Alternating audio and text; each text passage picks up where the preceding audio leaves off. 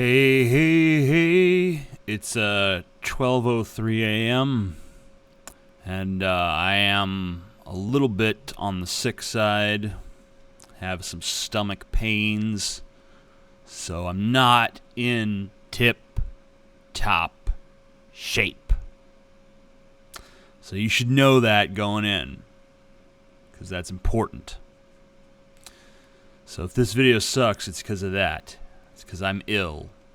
And you need to remember that and factor that in and be less judgmental due to that fact. But it's time to answer questions. Which Disney princess would be the best in bed? Which one do you find the hottest? You know, even though I can recognize that the Disney princesses are all pretty hot, I've never really had one or any of them really like, wow, I'd love to fuck, I never had that moment of like, yeah, that one. But which one would fuck the best? Probably Esmeralda from The Hunchback of Notre Dame. I don't know. She just had those hip movements. She just gyrate her ass around, and it was I think indicative of skills that could be applied to the bedroom. And she really was the most overtly sexualized of the Disney princesses. I don't know if she still counts as a Disney princess because she's not a princess in the movie. But I think that term just applies to all of the female lead characters, most of whom happen to be princesses in Disney movies. Do you keep backups of all your videos? I do not keep backups of my videos because I'm retarded. Actually, I used to keep backups of the videos, but the space that they were taking up was just becoming more and more monumental. It got to the point where I had like 2 or 3 storage drives that were filled with videos that I'd shot. And I just realized that, I don't need to keep all this shit, especially when it seems like other people are downloading my videos and holding on to them. So I know that, if by some chance my YouTube channel were taken down, my videos would survive. People would upload them. They would still exist out there in the world. So I feel pretty safe in that regard. And, yeah. So I really don't feel any tremendous need to back them up. I think YouTube is pretty reliable, and I think that my fans are all the backup system I really need. What was the reason that your parents decided not to have you circumcised as an infant? It was pretty common around the time you were born to have it done. That's a very good question. I don't know the exact answer. I do know that my father was also uncircumcised, and that he was the one that pushed for me not to be circumcised. And I'm exceedingly happy with that turn of events. I am so glad that my genitals were not mutilated shortly after my birth. I know a lot of people who are circumcised and resent the fact that they were not given a choice in the matter. And I'm glad that I don't have to be one of those people, because I think that it would be very disheartening to find myself in that position. Why the change of heart about marijuana? You once said that you didn't find it enjoyable, and now you're a regular weed head. The change of heart happened around the same time that I got high, and because I'd smoked it several times previously, and I'd either gotten high in very subtle ways that were not just like who gives a shit, or I had experienced no high whatsoever. even with stuff that people were like, oh, this is good shit, you gotta try this, this will get you high, and I'd smoke it and be like, I don't feel nothing. So I didn't really smoke much. And then finally one day, I started smoking more with my wife, and I realized that I just need to smoke a lot to get to that level of highness that some people can achieve relatively quickly.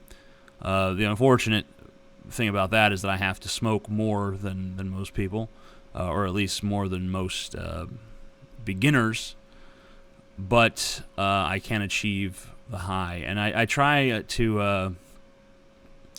I smoke for a while and then I stop because I build up too much of a tolerance and it just takes too much to get me high. So I have to stop for a while and let my tolerance weaken again, and then I'll pick it back up and it'll work pretty well. So I enjoy it now though, because I enjoy being high. I find that it's a lot less stressful of a state of mind than being sober. Although I do experience rather intense paranoia, particularly if I'm out and about. I feel like everyone's plotting against me, but that's really something that I experience even when I'm sober. It's just a little bit more pronounced when I'm high. You have the ability to make 3 major changes in America. Go. The first change that I would make is I would change our legal system into one that is based upon the morality of consent between individuals, voluntary social arrangements and transactions, and so on and so forth. It's all about, if you consent to something and you understand the risks of something, then it's not against the law. This includes drugs.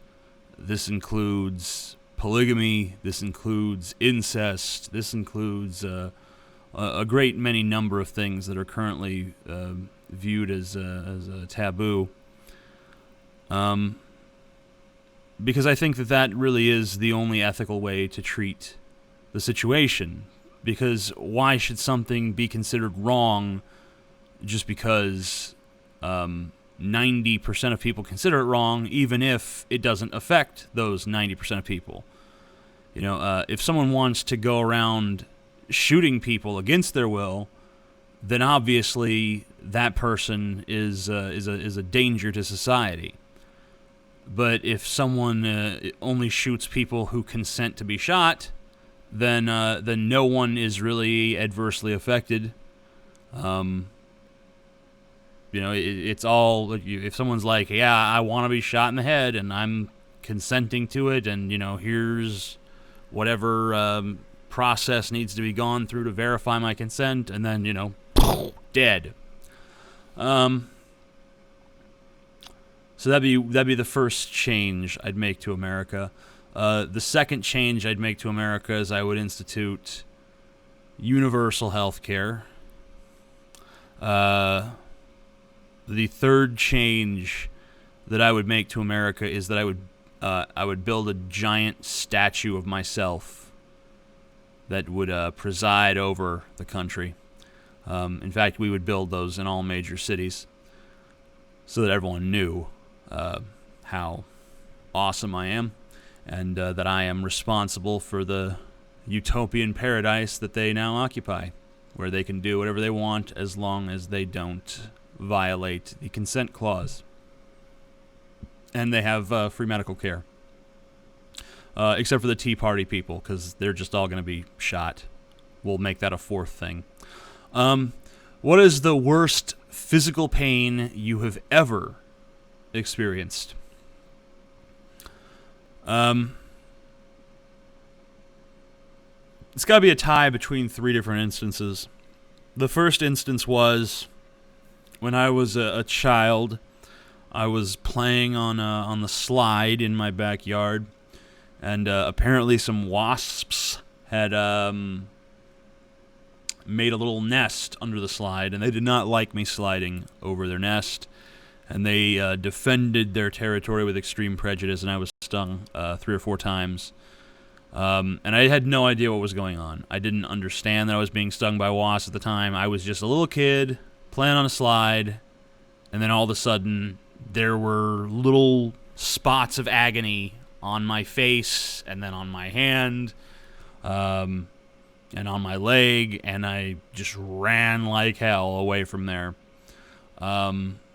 Another time, I was a child as well. I was jumping on a trampoline. I fell. I didn't even fall off the trampoline. I just fell onto the bouncy part, but I guess I landed just a little bit wrong, and I ended up injuring my collarbone. I don't know if there was a hairline fracture. The doctor said it wasn't broken, but I think the doctor was a fucking idiot because it was immobile for weeks, and I couldn't. I mean, to this day, it's not right. It's fucked up. So I don't believe for a second it wasn't fucking broken. The other instance of immense physical pain was probably I was maybe 19 or 20, maybe 21, and I was running inside after taking out the garbage, and I guess my foot landed wrong, and I ended up doing serious damage to my foot. I pulled a ligament. That was pretty agonizing, especially since no one was around, and I had to limp back to my my bedroom, and I just crawled into bed and immediately fell asleep. The next day, of course, the pain was still pretty significant, and I had to go to the doctor. I had a serious leg injury in a fight at Universal Studios not too long ago that I went into in a previous video, and that was a more severe injury than my foot injury, and yet it was not as painful, although it was more debilitating. Have you ever had sex with a man? I have not had sex with a man at this point, but I do look forward to it. And if there's any volunteers out there that, you know, need a hole. TJ, if you ever have kids, what will your plan for their education be? In depth, please. I don't plan on having kids at this point, but if I ever did, I would educate them by sending them to public school, and then whenever they came home, I would just be like, everything that they told you was bullshit. It was all lies. Now search for the truth yourself. And if you know, if they didn't like it, then who cares? You know, I mean, I'm not really gonna have kids, but even if I did, I don't really give a shit about educating them, you know, myself, because kids are, I mean, like, people are gonna fucking believe whatever they want. I mean, if I have money to send them to a good school, I'll of course do that, but if they just go to public school and they come back and say they're stupid bullshit, then I'll just have a conversation with them and be like, here's why that's just nonsense and everything in your history book is a lie. Speaking of history, those who forget history are doomed to repeat it. Do you agree? Yeah, but you know, it's actually a worse fate for those who do know history, because they can see history being repeated and are yet powerless to stop it. You know, how many people have analogized America to the Roman Empire, and with great cause. I mean, they're very fucking similar. Both are imperial powers that, you know, put their bases all around the world to let everyone else know, like, yeah, we could kick your ass in a second. We could be on you like fucking white on rice, motherfuckers. Both allowed themselves to become distracted with, you know, a cultural freak show. For them, it was, you know, the Colosseum and the gladiators, and for us, it's, you know, Honey Boo Boo and you know, ice road truckers and swamp people. And then there's a lot of different analogies that you could use. There's a lot of different ways in which you could show similarities between the two empires, really. But when you say like, well, look at where Rome went wrong. Look at the mistakes they made. We need to learn from this. People are like, oh, man, fuck that shit. Bunch of fucking toga wearing faggots. They ain't got nothing to do with us. That's totally different. You can compare any two things. Don't mean nothing. Fuck history. We don't need to know that shit. That's in the past. That's done. They had their time. Now they dead. Who cares? So yeah. Knowing history can sometimes be a curse because you have to see the parade of idiocy for what it really is. Which comedian do you find the least funny? I guess the popular answer for a question like this would be for me to just say like Carrot Top or Dane Cook, and then pat myself on the back.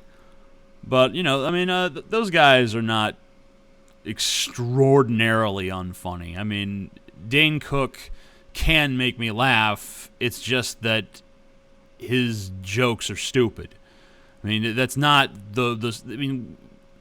being able to elicit laughter is not the only thing that you really expect from a comedian at this point. I mean, because really, someone could get on stage and just go, someone will fucking find that funny. Someone will laugh. It doesn't mean you're doing anything intelligent or that deserves any accolades. Not that Dane Cook is quite down on that level. I guess some would argue that he's not even up to that level, but whatever. The comedian I found least funny of those who have attained widespread popularity is probably a gentleman by the name of Bill Engvall, who is one of the blue collar redneck comedy guys that toured with Jeff Foxworthy and Larry the Cable Guy and Ron White. By the way, Ron White does not belong in that company because he is actually a good comedian. But Bill Engvall is just... It's not even that he's bad in like an overt way where you're like, oh, that's just shit. It's just that he's not funny at all. That motherfucker couldn't make me crack a smile unless he fell off a cliff. Maybe then. Will you ever actually talk about the political events going on in Guatemala? No. Would you consider doing a gaming channel? I don't game recreationally.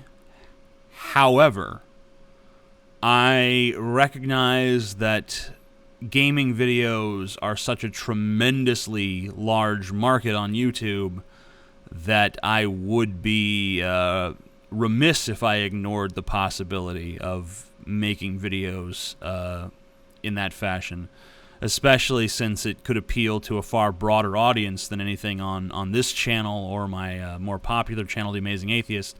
It could appeal to a much broader audience than either of those channels. So I am actually considering doing a gaming channel, but it would be a little bit more difficult for me than it would for others because I'm not a recreational gamer. However, maybe I could use that to my advantage, because I would come at things with a fairly fresh perspective of someone who doesn't have a lot of experience and whose experience is more in the realm of providing entertainment. Not that you would know it with this boring ass video, but usually I'm pretty good at getting people to be entertained or fascinated or otherwise compelled.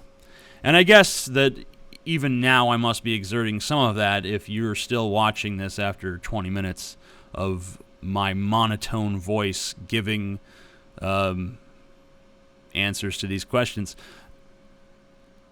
If you could look like anyone, male or female, who would you pick, and what, if anything, would you do as them? I truly cannot imagine being comfortable in anyone's skin other than my own. I'm just too used to being me at this point. I don't see that I could be particularly comfortable in anyone else's body. So I would just like to be in my own body, but with a larger penis. That'd be good. Like if I just had I think the largest penis currently is like 13.7 inches. So if I had a 13.8 inch penis, that would be good. But other than that, exactly the same. Man, tits, and all. Why do you enjoy so much focusing on the negative aspects of the human condition / society / existence, as opposed to focusing on the marvels of the universe like Sagan or Russell did? Well, I'm not a theoretical physicist. I'm not a scientist of any kind. So, although I am impressed with the marvels of the universe, and I do feel like there's so much to be in awe of, and there is so much that inspires wonder in me, I don't really have the qualifications to speak about those sorts of things, because I don't have a background in hard science or anything like that. If I were to talk about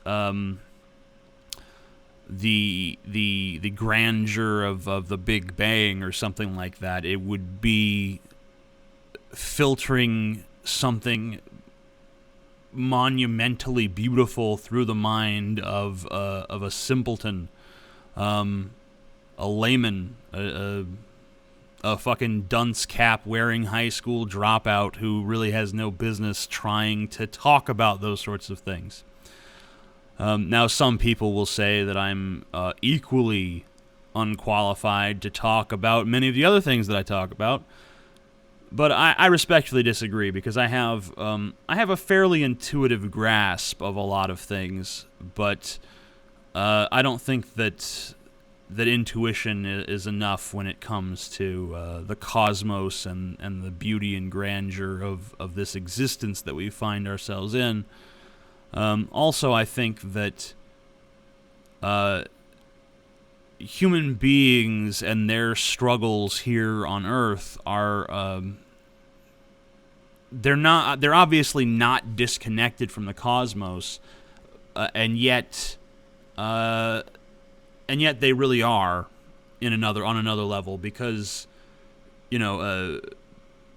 most people don't even know a goddamn thing about the Big Bang or quasars or gamma ray bursts or black holes or anything like that. And they still manage to live out entire lives on this planet, and they're perfectly fine and well and good, and they got their triumphs and their tragedies and their problems and their adventures and whatever else, all without having any inkling of what's going on beyond their lives, beyond their planet, beyond any sort of time scale that they could comprehend. And yet they still have a perfectly rich and full human experience. And I'm more interested in commenting on that, the human experience. And I think that there are many flaws that run very deeply that need to be addressed when it comes to the human experience. When it comes to my human experience, the human experience of people that I know, and just the way that you see these battles erupt between different ideological factions, different geographic regions, different governments, different creeds, different mantras. Oh, we must do this or we must do that. So it seems like there's a lot of turmoil and strife here on Earth. We might be living in a wondrous, beautiful cosmos, but that doesn't mean we're always living a wondrous, beautiful existence down here on this rock. If you were stuck on a desert island with your wife and your dog, there would be no food. Who would you eat first, your pet or your wife? Well, the correct answer is, of course, that I would offer myself to be eaten by my wife and my pet so that they could survive and hopefully be rescued. That's the way it's gotta go. TJ, are you into BDSM? I'm wondering 'cause your leather cuffs. If so, are you submissive, dominant, or a switch? I think we have literally had this question in every single one of these Q&A Fridays thus far. Yes, I am into BDSM. Yes, that's why I wear the leather cuff with the little leash accessory, and I am submissive. I am bottom. I am just I'm not. I mean, I suppose that technically I am a switch because I can seen as a dominant. However, it doesn't do much for me.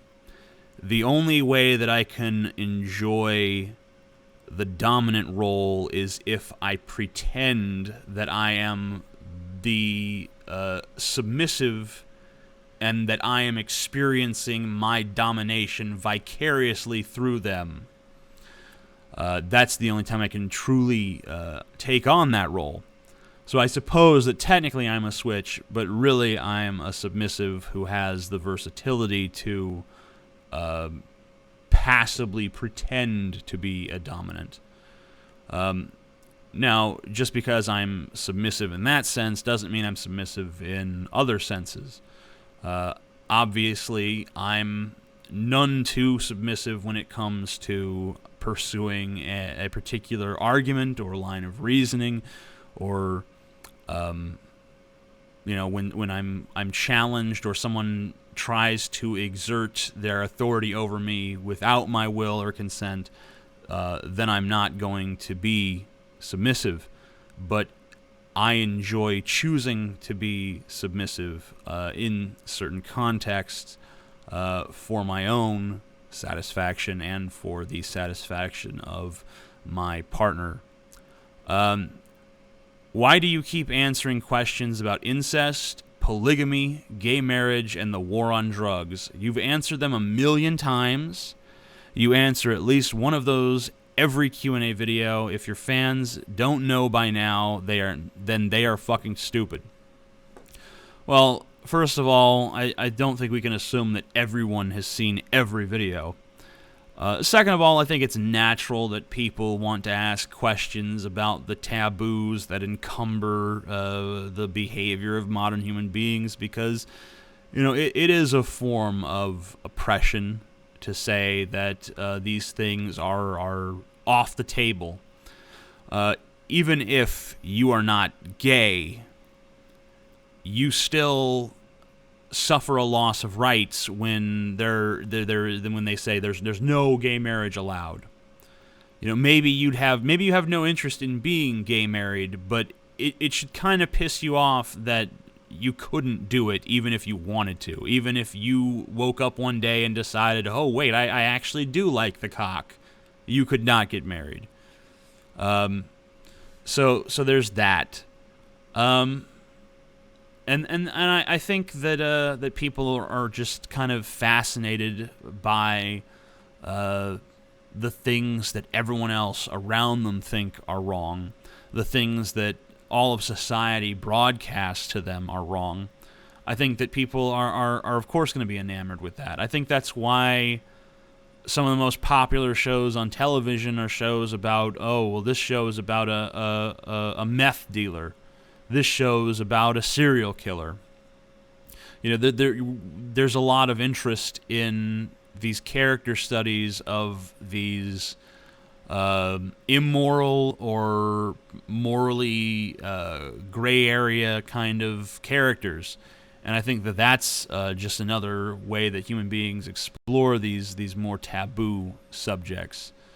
So that's a 30-minute question video. I would go for an hour, but as I mentioned before, I'm not feeling tip-top. So we're going to cut this one a little bit short. Well, cut it in half, really. But I will be back next week to do this some more. So if you got a question that wasn't answered this time, or you just thought of a question now, or you think of a question sometime this week, just get it ready for next Friday, because we will be, or I will be, I guess, doing this again. There will be Q&A Friday number 5 next Friday. I won't skip it like I did last week. So get ready for that, and please buy my book, Neckbeard Uprising. The link can be found in the most recent Amazing Atheist videos. I'll try to remember to put it down there, but the way my mind is going right now, I probably will fall into a coma before that ever happens. So thank you very much for watching, and